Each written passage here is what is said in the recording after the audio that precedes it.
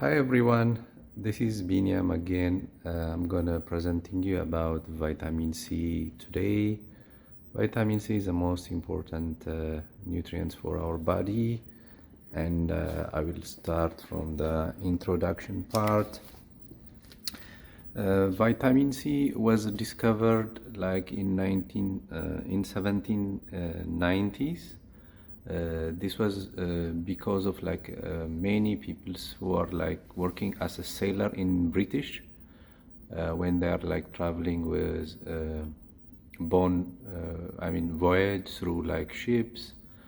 Many of them are died because of scurvy, and this was troublesome, and many people were worried about it.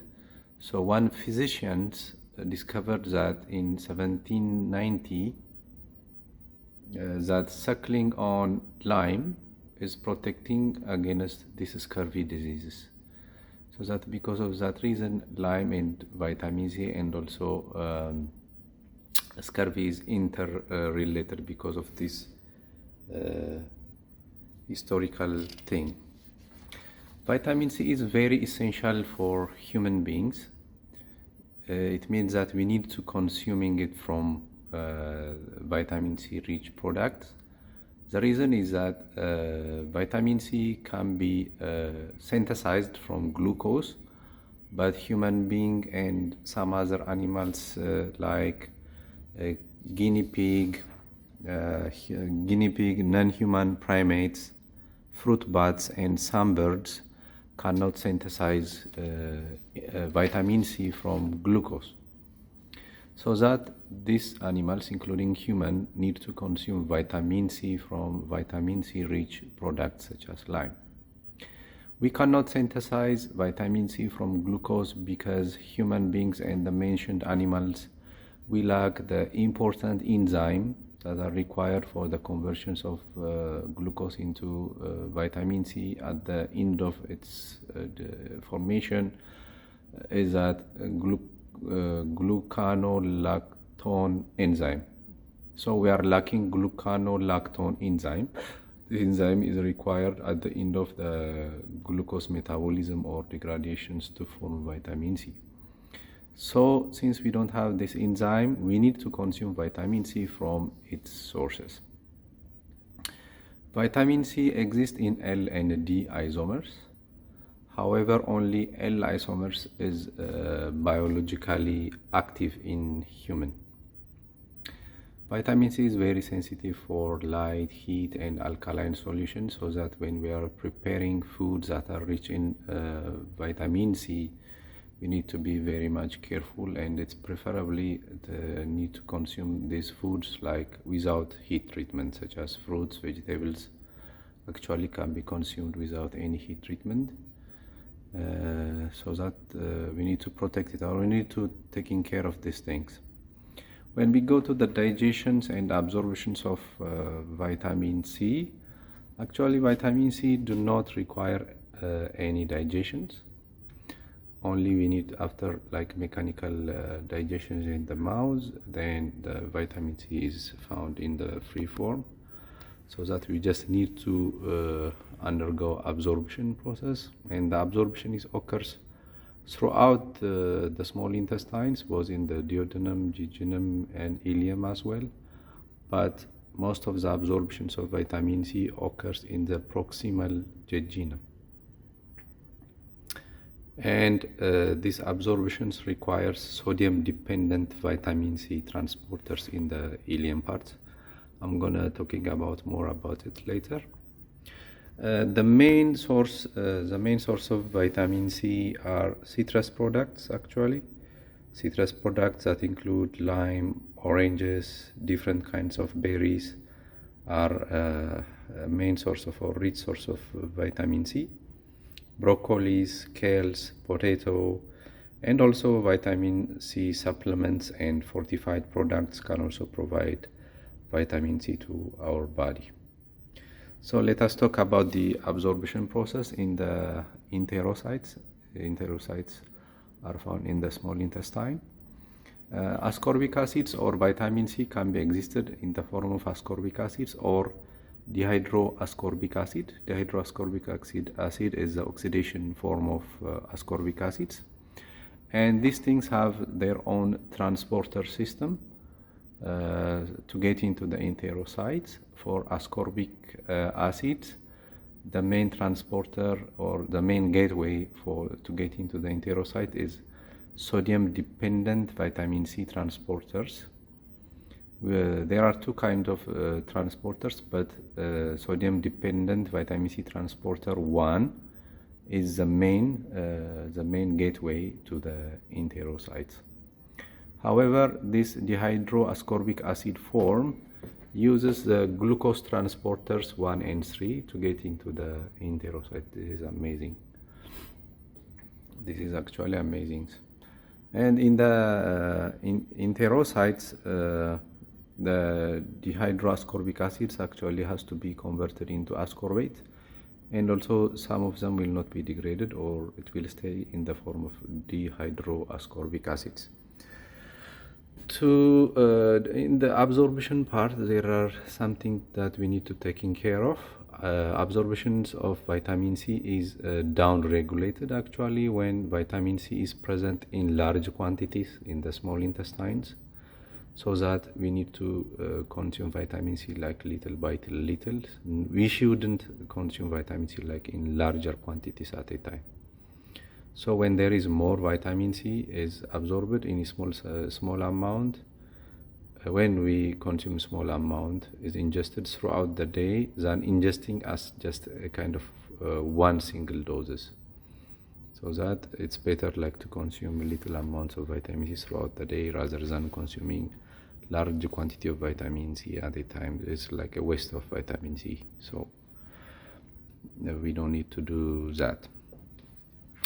Then from the enterocytes, there are like a gateway to get out of the enterocytes and to join the circulation system or the blood systems.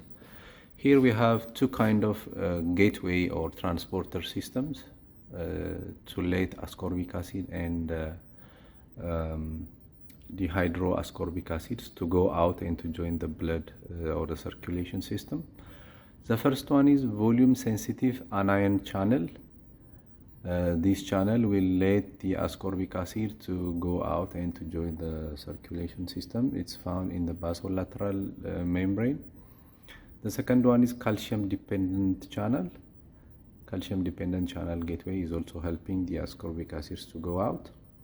In addition to that, there is also exocytosis way of out from the basolateral membrane by the ascorbic acids. Furthermore, the form of dihydroascorbic acids, which is not degraded or changed into ascorbates, will uses a passive diffusion method to go out of the basolateral membrane. Next, these ascorbic acids and dihydroascorbic acids will join the capillaries, which is found in the basolateral membranes of the villi, and these capillaries are connected with hepatic portal vein. The hepatic portal vein, as you may know, connecting the capillaries and the liver. So almost all the nutrients except fats will join the liver through hepatic portal vein. This hepatic portal vein will be used as a channel to let the absorbed nutritious blood into the liver. While they are traveling through the blood system, ascorbic acids and dihydroascorbic acids transport freely in the blood without any transporters. So they will join the liver, so the blood will be filtered, detoxified, and some other processings will be done in the liver. Then the nutritious blood that contains ascorbic acids and dihydroascorbic acids will be joining the inferior vena cava, which is a kind of vein which like collecting deoxygenated blood from the lower parts of our body. And then this the liver and the inferior vena cava, which is in blue color, will be connected by the hepatic vein, which is in the brown color, they will then this deoxygenated but nutritious blood will go to the right arteriums of the heart. Then this right arterium will pump the blood to the lung, where deoxygenated bloods are get oxygenated by respiration processes. The lung will expel the carbon dioxide out and let the oxygen in. Then the oxygenated and nutritious blood will be transported or pumped into the heart again. Then the heart will pump this nutritious blood through the aorta, or so different arteries will transport this nutritious blood to different parts of the cell. So all the cells will have different kinds of receptors in order to accept ascorbic acids and dehydroascorbic acids into the body cells.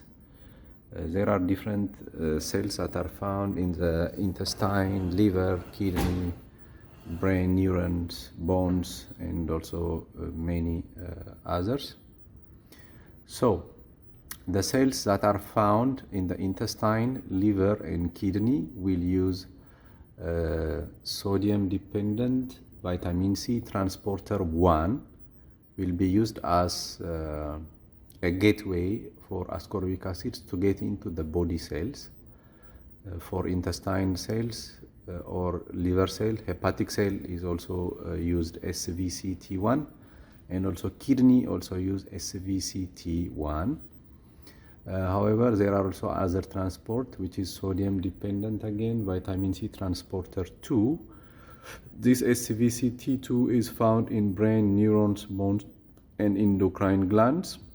These are the transporters that let ascorbic acid to get into the cells that are found brain, neurons, bones, and endocrine glands. When the ascorbic acid is in the form of dehydroascorbic acids, they will use GLUT1 and 3 transporters. Vitamin C in our body have lots of functions. The first one is collagen synthesis. This collagen is the most important parts of our body, which include like connective tissues and the like, so that our body, our skins, our muscles, and the muscles connective tissues are made from collagen, and we need to vitamin C is required for this collagen synthesis. The main mechanisms of participating in collagen synthesis by the vitamin C is that there are vitamin C dependent reactions. This reaction is hydroxylation reactions, which is the additions of OH group into a molecule, which occurs by lysyls and propyl hydrolase enzyme. This enzyme is undergone, assist or facilitate the hydroxylation reactions when collagen is synthesized. So these enzymes are vitamin C dependent. So vitamin C is helping the collagen synthesis. The second one is antioxidants in the blood, or antioxidant activities. Because vitamin C can donate electrons or in the form of hydrogen ion to free radicals, reactive oxygens, and reactive nitrogens. These are very dangerous. Free radicals and reactive oxygens are in the state of like odd number electrons. When electrons are existed in odd number like 3, 5, 7 and the like, they are very, very reactive, so that they need an antioxidant that provides electron for them in order to make them stable. So vitamin C is a very highly electron donor in the form of hydrogen, so that they can make the free radicals, reactive oxygens, and reactive nitrogens to be stable when they get the electron from the vitamin C. If these free radicals, reactive oxygens, and reactive nitrogens cannot be treated like this using an antioxidant, they have the ability to damage nucleic acids in the DNA, which is very, very dangerous. The third important functions of vitamin C is gene expressions. Vitamin C acts as a coenzyme that modify DNA and histone. So they involve in many types of gene expressions. The fourth one is iron absorptions. Iron absorptions, especially the non-heme iron, which is found in the plant sources, is highly absorbed when we have vitamin C along with it. The main mechanisms of facilitating iron absorptions by vitamin C is by reducing the ferric iron, which is the main form of iron which is found in plant-based products, so that the vitamin C will convert this ferric form into ferrous form, or FeT plus 2 form, so that this form can be easily absorbed into the intestine. So by reducing ferric iron into ferrous iron, vitamin C facilitates iron absorption, so that it will help for anemia prevention, especially for the people who are focusing on plant-based materials or products. The fifth one is neurotransmitter synthesis. Vitamin C involved in the synthesis of dopamine, norepinephrine, and epinephrine. These are very important neurotransmitters which control mood, attention, and many brain functions. So that neurotransmitter synthesis is also one of the main functions of vitamin C. The next one is wound healing. As I said earlier, vitamin C is helping the collagen synthesis by involved in hydroxylation reactions that are done by lysyl and proyl hydroxylase enzyme. These productions of collagen will help us for immediate wound healing, so that the productions of collagen and the formations of new connective tissues will help for wound healing. The next important functions of vitamin C is carotene synthesis. This carotene is a very important molecule, especially for fatty acid transport to mitochondria for energy production. As you may know, energy is produced in the mitochondria, in the glycolysis sections. Fatty acids and amino acid is also involved in the energy production, so that this important nutrient fatty acids has to be transported to the mitochondria for energy production. And as a transportation services, they use carotene. So carotene is the main transporter of fatty acids to the mitochondria. And vitamin C is helping for the synthesis of this important material, which is carotene. So vitamin C is also involved in the energy productions in our body. The recommended dietary allowance of vitamin C for men is 90 milligram per day, and for the women, the required amount is 75 milligram for women. So, having said the functions of vitamin C, so what will happen to us if we are vitamin C deficiencies? When I begin my presentations, I was talking about the history of vitamin C and its relation to scurvy. As I said earlier, vitamin C was discovered in 1790 due to some people who are used as a sailor when they are traveling to somewhere else using boats and ships. Many people were died because of scurvy, so that some physicians getting how to prevent this vitamin C by sucking or consuming lime. So the main vitamin C deficiency is scurvy. It's obvious, right? So this scurvy is characterized by a very swollen and bleeding gum. So most people who have a vitamin C deficiency have a kind of bleeding in their gums, and also they have swollen gum in their teeth. They have also a joint pain and dry splitting hair. So their hair is not straight and strong and nice. So it becomes very dry and it's splitted. When scurvy is very, very severe, like in the history that we learn from vitamin C, people died. The next vitamin C deficiency is impaired collagen synthesis. Actually, the main cause of scurvy is impaired collagen synthesis, which is nice connective tissues that are found in the muscle cells and also in many parts of our skins and in our gum, organs, and many places. So impaired collagen synthesis will result in weak connective tissues, so we'll have loosened teeth and joint pain and also obvious scurvy. The third one is fatigue and weakness. Fatigue and weakness associated with vitamin C is associated with creatine synthesis.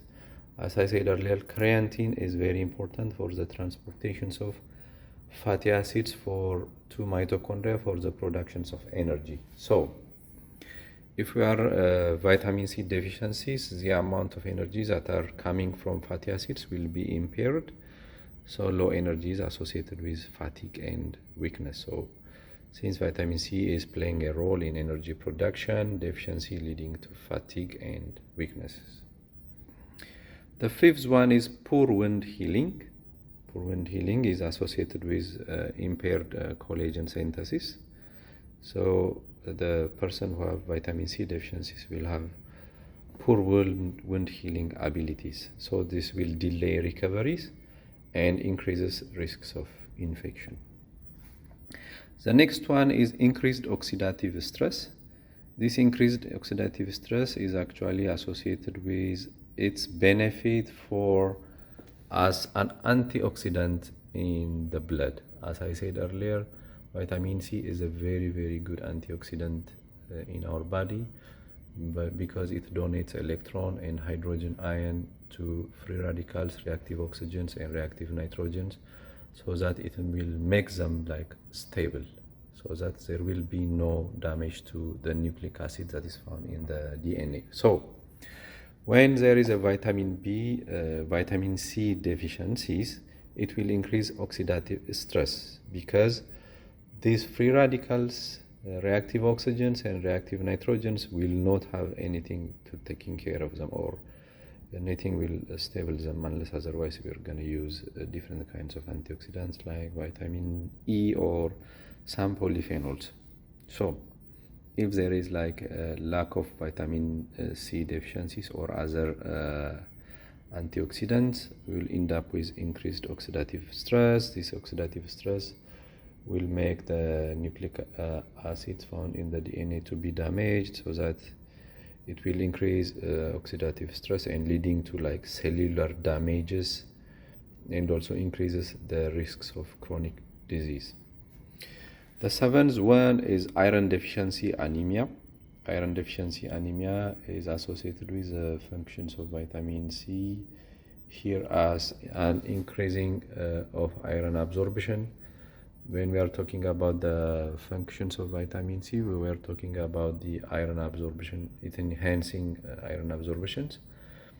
This enhancement is associated with converting ferric iron to ferrous iron, so that this ferrous iron can be easily absorbed by the intestine. So when there is vitamin C deficiencies, so that the iron, especially that is coming from the plant source, non-heme iron, will be the absorptions will be impaired, so that these impaired iron absorptions will contribute to iron deficiency anemia. There are some certain people's population group who are at risk of vitamin C deficiency. This includes the people who consume very low amounts of vitamin C rich products like citrus products, broccoli, kale, potatoes, supplements, or fortified food products will be predisposed to vitamin C deficiency. The second one is smokers. Smoking is very bad for many nutrients, including vitamin C. So that the people who consume lots of cigars will be predisposed to vitamin C deficiency. Too much alcohol consumption is also affecting the vitamin C absorptions and also many other nutrients, so that alcohol consumption should be reduced, should be reduced. Yes, people should not consume alcohol every day. It's like a kind of holiday or like having fun. So everyday consumptions of alcohol is not a good idea for many reasons, including vitamin C deficiency. Older peoples usually have different kinds of malabsorption problem. Is age related. Maybe it is associated with the gateway or sodium dependent vitamin C transporters, so that if we have like different kinds of problem on this associated with age related degenerations, absorptions will be impaired, so that it will predispose to vitamin C deficiencies among older people. The next one is malabsorption. Malabsorption is also associated with gene mutations or problems on the transporters in the gut.